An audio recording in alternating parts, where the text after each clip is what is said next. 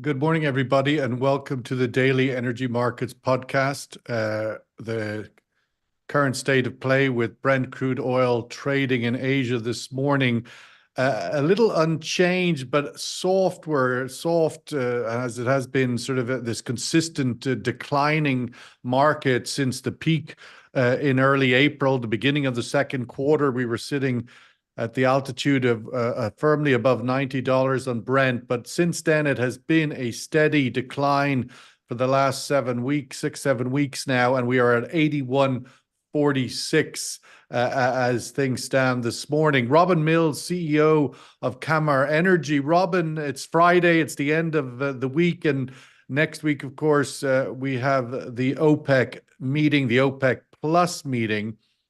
What will OPEC do when it meets next week? Your thoughts? What are the options even? Well, it's only one option for me, Sean. I really don't see there's anything they can do other than roll over the current cuts, including the voluntary cuts, especially with this recent price weakness. But even before that, I think it was pretty clear. I mean, the option of further cuts, I suppose, theoretically, but I think that's very difficult. That would mean Saudi Arabia maybe making even further voluntary cuts, taking even more burden, or then they have to try and rope in some other members to make cuts who would be pretty reluctant, who are already complaining about their allocations, UAE and Iraq particularly. They saw obviously Angola leave, so they wouldn't really want to put pressure on others at this point. So I think they're in this situation where current cuts are sustainable. That's politically, that's probably doable. Further cuts very, very hard. And no, it's definitely no intention to put oil back on the market when prices are relatively weak and they're still waiting for this long-awaited recovery. Daniel Rahmat, Senior Energy Security Consultant in Tehran. Daniel, we've seen just yesterday the announcement that, again, there's been this question mark of where other new supply can come from, even if OPEC holds the line with its OPEC Plus holds the line with its existing cuts. We saw last year, of course, Iran come forward with a lot more supply to the market, and the question now is increasingly about what happens in Venezuela with the end of the sort of brief window that sanctions were released now coming back, but there's exceptions to that, and we had the announcement overnight that Repsol has won an exception to continue operating in Venezuela despite the sort of reimposition of sanctions. Your thoughts, firstly, of Iran's ability to continue to produce and export at these levels or even grow them, and other non-OPEC plus OPEC countries, if you like Venezuela, like Libya, like Iran, to add barrels? Hi, Sean. Yeah, regarding the Iran's additional barrels to the market, we are expecting something about 300 to 400,000 barrels if everything goes well with the new production plans in West Karavan oil fields, more specifically. That's all for the short and medium run. For the long run, there will be difficulties with keeping the pressure in the old, as we discussed earlier, the old oil wells in East Karavan, especially, and also some in the Persian Gulf.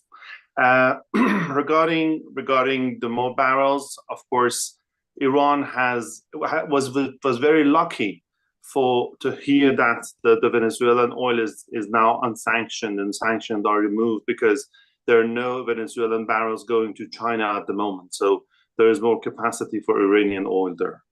But there is still, as you know, there's some problems, difficulty with selling the light oil as there are builds up of the light oil in the North Sea and elsewhere. So selling the heavy Iranian oil in China is very easy. There is a lot of demand there. But by the way, we can see some discounts are increasing. Well, it seems like Iranian oil, sanctioned oil, and Russian sanctioned oil are both competing now in that Chinese market. Right, they have been competing for 2 years, but the nature of the market in China has enough capacity for those two sanctioned oils because, as you know, most of the Russian oil comes from the eastern grades of the Russians, and there is a lot Iran can do there with offering discounts. But recently, Iran had reduced discounts due to actually the cut of the Venezuelan barrels to Chinese market. But now we can see that the discounts are step by step increasing. Not that much that they were during the Corona actually crisis, but now the discounts are very lightly increasing, slightly increasing. Let's welcome Henning Gloystein, Director, Energy, Climate and Resources at the Eurasia Group. Henning, your thoughts? I mean, one of the views that the decline from the high, the year-to-date high of 92, I think it was, maybe even higher, 93 on Brent, was a lot of geopolitical tensions rising through the first quarter with the Middle East and also, of course, the Ukraine conflict. That has since diluted, and we've seen $10 come out of the market. What are your thoughts on is that $10, the geopolitical premium, is that now all out of the market, and is that the right strategy given these risks still exist? Thanks. Yeah, I mean, there's definitely this sort of infamous geopolitical risk premium has been priced out quite heavily over the last month or two, without a doubt. It's not because, unfortunately, not because the conflicts in the Middle East or Ukraine have abated in any way, but the oil industry has adapted very well, and there seems to be little sense that much worse could happen, which of course it might, but at the moment that's not priced in. The other aspect of the price decline over the last month, we think, and we did not actually foresee this, but we think is the China demand situation. About 2 months ago, we thought that China's oil consumption had shown signs of increasing between the first and second quarter of this year. But the latest, and I spent the last 10 days in Asia, the demand situation in China does not look very constructive for high oil prices. And I think that's reflected in the price at the moment as well. And just sort of on that point, being in Asia, where is the outlook in the other economies there? Of course, we've seen sort of firm economic performance, but now with gas prices dropping quite dramatically and elsewhere, although the dollar is still strong, is the macro Asia still positive, putting aside China? Yeah, that part, I mean, especially India is continuing to grow its GDP quite strongly. But India's GDP growth isn't as oil thirsty as China's GDP growth was when China's GDP growth was as strong as India's now. So, I mean, that's in some ways good for India, but it just sort of 6, 7, 8% India GDP growth doesn't translate into the oil demand growth that China used to post at those levels. But outside of China, the emerging markets of Asia are still growing quite healthily. In fact, actually, the global economic picture at the moment is improving a little bit, not just in Asia Pacific. It's China that's not doing that well. But I have to state, it's not like China is hitting a brick wall at this stage. It's just its oil consumption is at or near record highs. It's just the demand growth that isn't quite there at the moment. Robin, looking at the sort of decisions, the options that OPEC Plus may have you've ruled out the likelihood of obviously an increase and unraveling of the cuts. The rollover seems to be, from your earlier comments, your expectation. But within that, what's the difference between what we've seen this year so far, a quarter-by-quarter decision, i.e. just to decide to roll over for 3 months, i.e. the Q3, rather than the whole of the second half? Is that a decision? Is that an option that's on the table? What would the difference be? Yeah, it's a more aggressive option, sure. So, indeed, when we talk about the options, there's obviously there's tweaks within that. I think the problem there is how much do you believe OPEC's own forecasts? And we know for a while they've had a much more bullish forecast than the IEA or the EIA, and that gap is still very much there. EIA and IEA keep tweaking their own forecasts, but the OPEC forecast has remained virtually unchanged for months. And that, of course, it's far more bullish. So you'd say, well, in view of that, it's pretty weird. Then it would be pretty weird to hold your line on cuts and commit to do that to the end of the year, when your own figures and even the IEA figures, even with rather weak demand from the IEA, they still show a deficit in the second half of the year, assuming that OPEC sticks to the cuts. So in the face of all that, it would seem very odd to stick to these cuts for more than a quarter out there, when the expectation has been for a revival of demand and a deficit in the market at least by the fourth quarter. Well, odd is one word. I mean, what's the sort of kind of market argument for it? I mean, where would you stack up? Either you don't believe the OPEC forecast. I mean, I'm thinking if one is OPEC plus, the members that make up OPEC plus, of course, 20 odd countries, do they not believe the OPEC plus forecast? I mean, how can one sort of stack those two things together? Yeah, well, I think look, even the current cuts would suggest that indeed that they don't believe that their own forecasts. But that is, we are where we are, and the prices have weakened, and okay, they have to look at the current market as well as a further out view on the forecasts. But to go, I mean, remember for a while, of course, they were going month by month, and that gave them a lot more flexibility, and we'd have jitters every month of what they were going to do, and then they went quarter by quarter, at least in the meetings. But now to move to a position of setting policy for 6 months ahead. Anyway, you'd say, I think, look, if they were to do that, there's still always the flexibility to go back and revisit it. And if the demand does look stronger in the fourth quarter, then come back in a meeting in 3 months and change the policy. But then you get into questions of credibility. I just think it gets hard to set a policy like that for 6 months ahead when your own forecasts are so clearly against it, and a lot of things could change by then. Daniel, of course, we've had the news that the Iranian president was killed over the weekend in a helicopter crash, and he was buried yesterday in the holy city of Mashhad.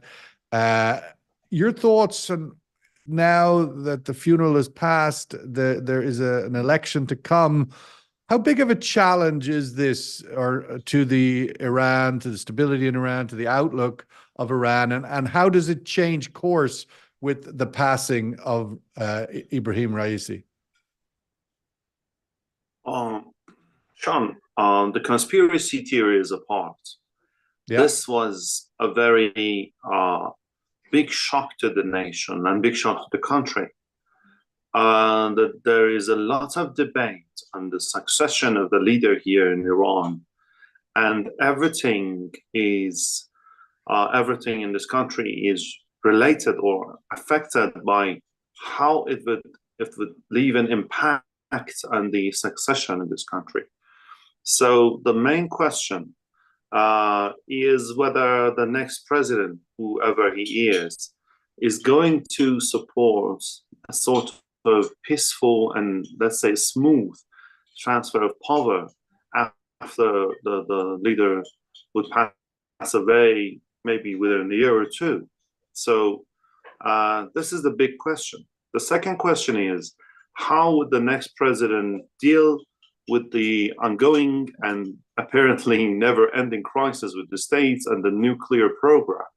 Whether the new president is going to continue President Raisi's way, actually, which was pretty in line with the leader's insights in regards to the states and the problems with the nuclear issues, and also the war in Ukraine, everything in the middle is going on. And this is going to be a big challenge for the country. If the next president would accept to follow the same route, okay, maybe there would be no special challenge.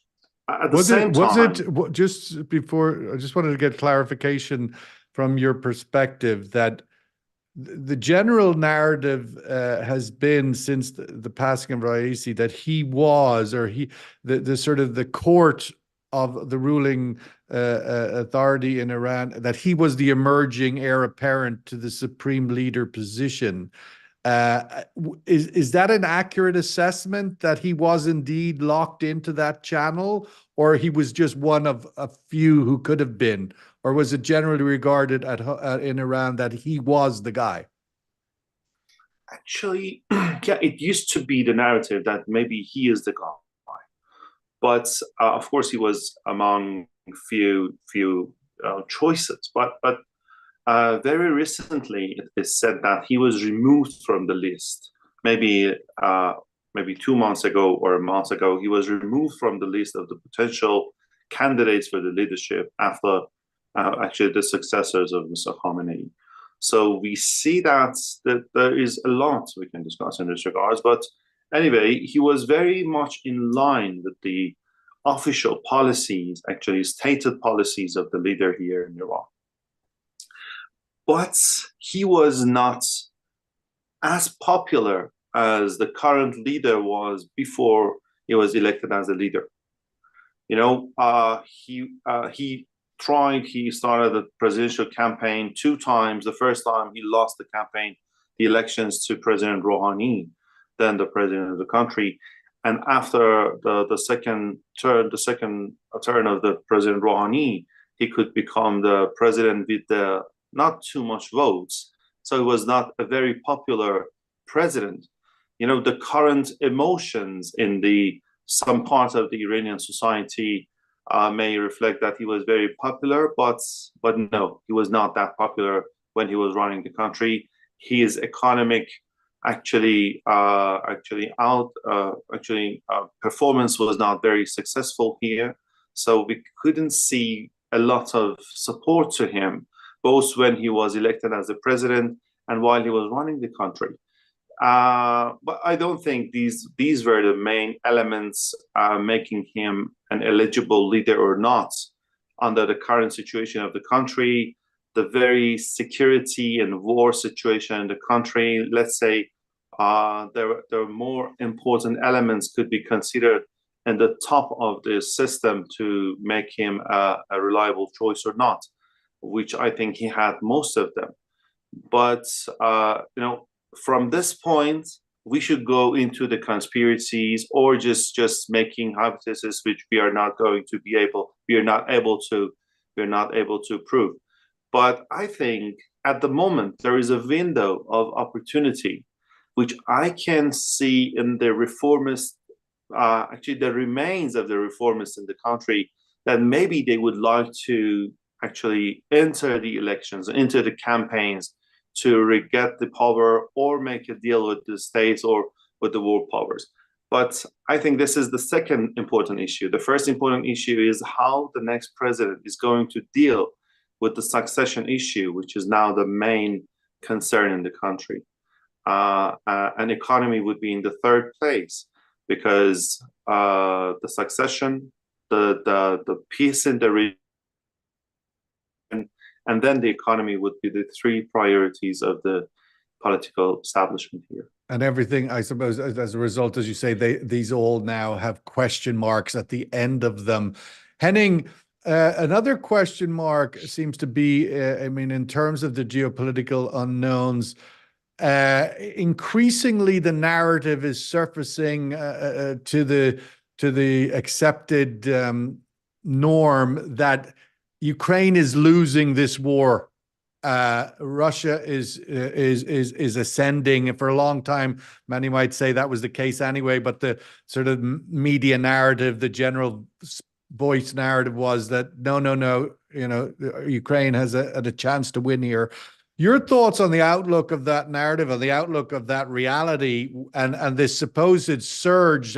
Last year was the surge by Ukraine expected. This year it's the surge by Russia expected over the summer, and that could be definitive in this fight.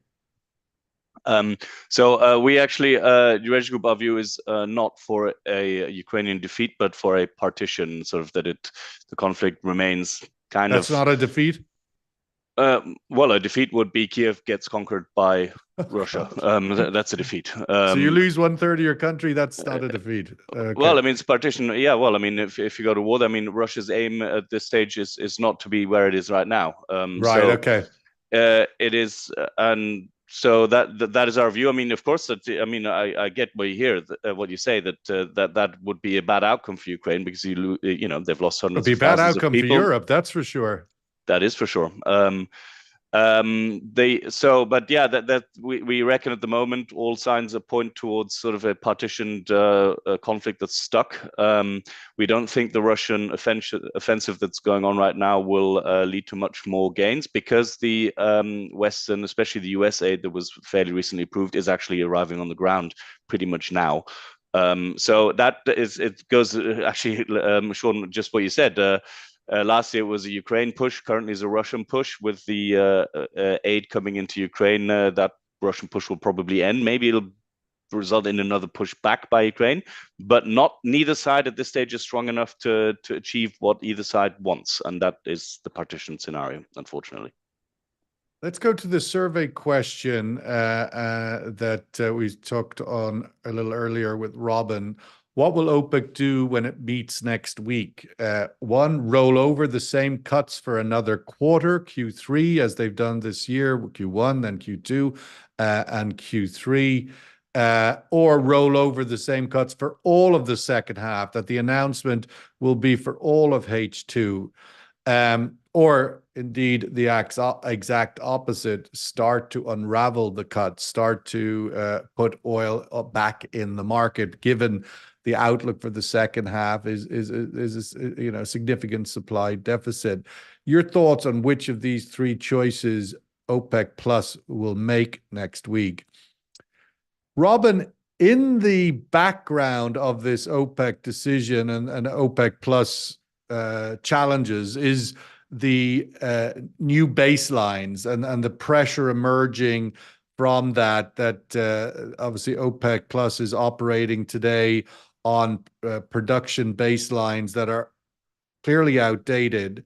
So my first question to you is on that, looking at it from slightly the other side of the lens. UAE is currently producing close to 2 million barrels a day, or at least has the capacity, I should say, which is that have they come out recently and announced that their capacity is up to 4.85, or that, and their quota is around 3. So there's nearly a 2 million barrel a day capacity difference and potential production difference. Where do they go with that in the interim? Are they storing a lot of oil? Are they just not producing it? And what sort of pressures does that bring to bear?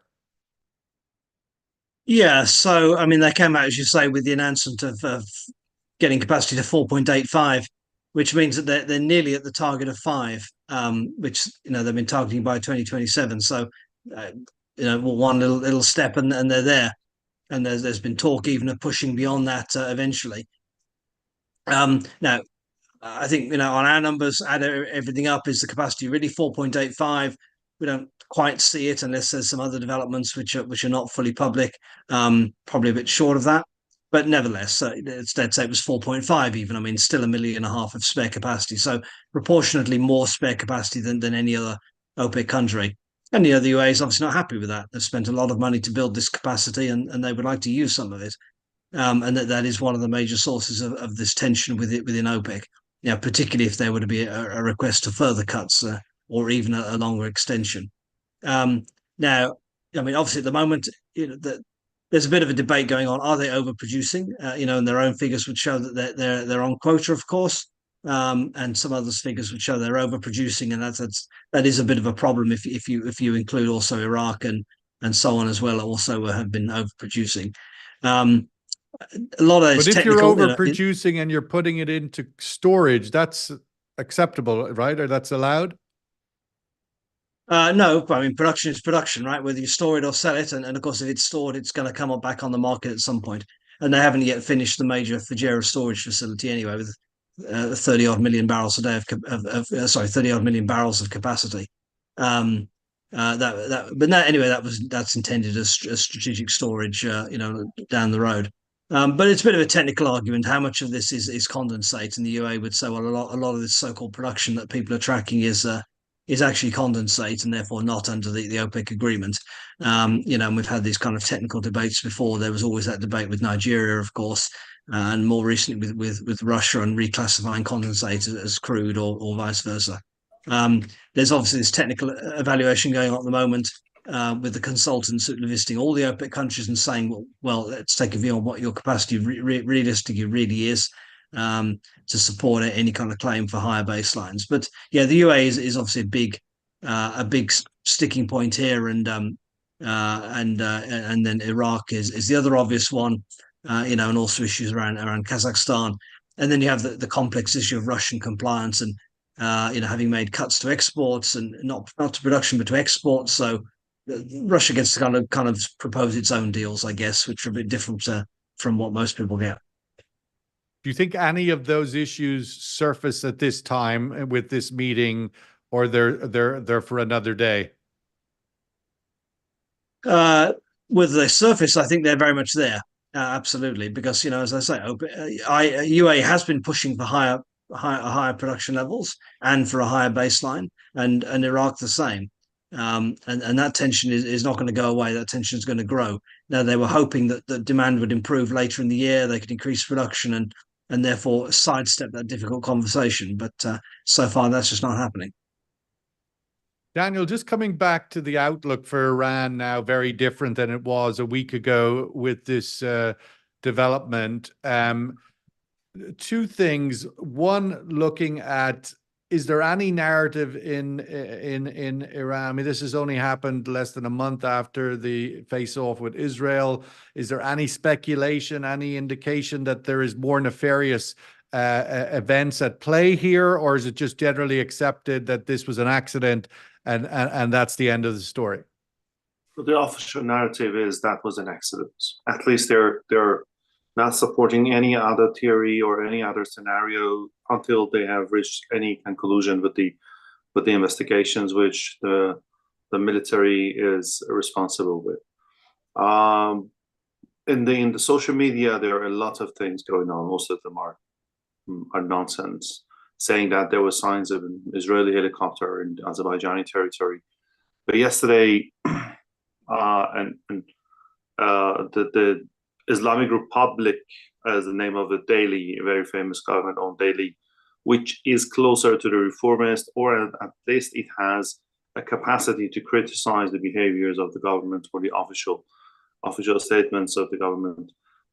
They claim that the conspiracy behind something like this would be of a high possibility, because the incident happened very close to the borders of Azerbaijan, and the president was coming back with helicopter from a meeting with the Azerbaijani president at the borders. And since there are Mossad bases in Azerbaijan and they have a capacity for launching operations in Iran, that could be a case. But many others believe that this could be even an internal thing, something which has happened domestically to actually eliminate as you say, the general narrative appears to be, even globally, that everybody's kind of accepting the helicopter crash story.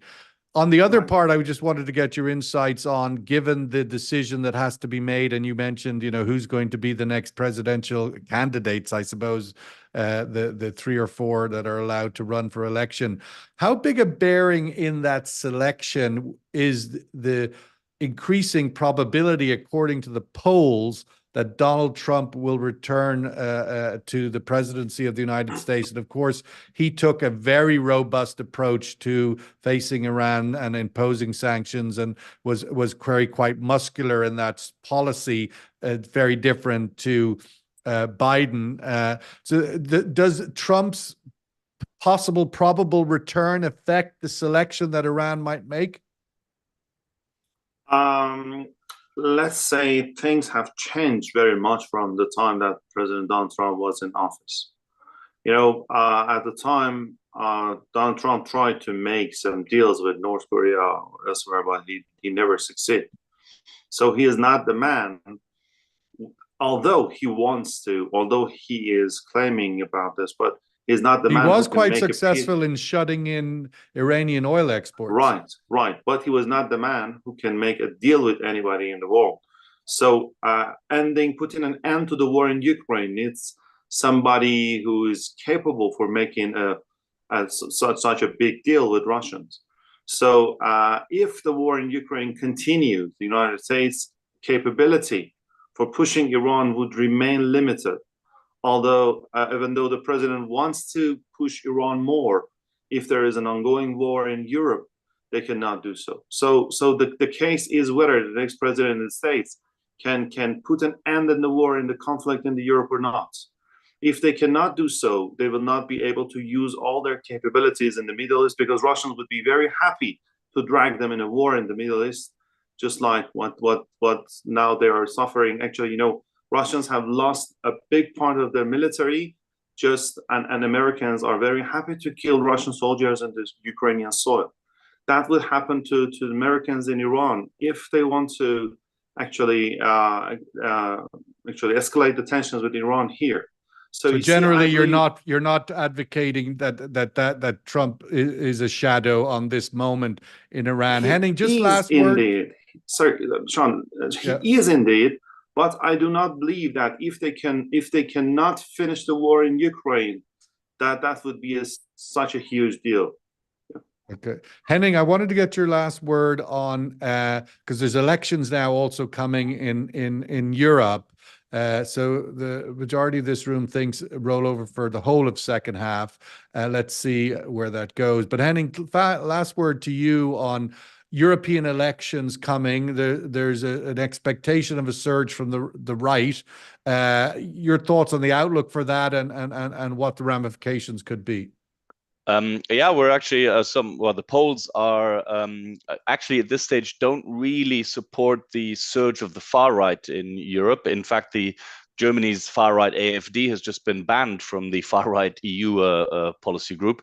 So we do expect a shift from the center left to the center right, but that's within the total norm of policy making within Europe. So we don't expect a massive populist right-wing shift from Europe at this stage, but there are national elections coming and regional elections coming up across Europe as well, and they could produce nastier results than the EU parliamentary elections this summer.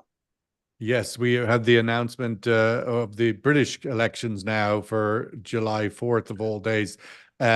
So we wrap it up there. Brent crude oil trading this today out of Asia, practically unchanged, no heartbeat there, but is in a downward draft.